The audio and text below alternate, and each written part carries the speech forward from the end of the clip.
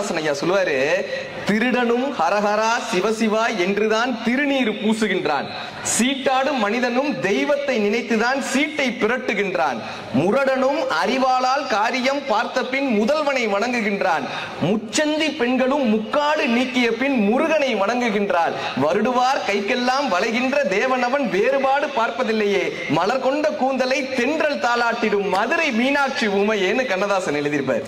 நமக்கு ஒரு விபூதியை பூசிட்டு வந்துட்டு அவங்க வந்து சாமியார் நினைச்சு காலில் விழுந்துடுறாங்களா. ஐயா அழகா சொன்னாங்க, ஒரு கோயிலுக்கு போனா அந்த கோயிலை அனுபவிங்கப்பான்னு சொல்லியிருந்தார். அவ்வளவு அழகா. தாராசுரம்ன்ற ஒரு கோயில் 7 படிக்கட்டுகள், இசை படிக்கட்டுகள் நம்ம தமிழர் வடிச்சிருக்காரு. எத்தனை பேருக்கு தெரியும்?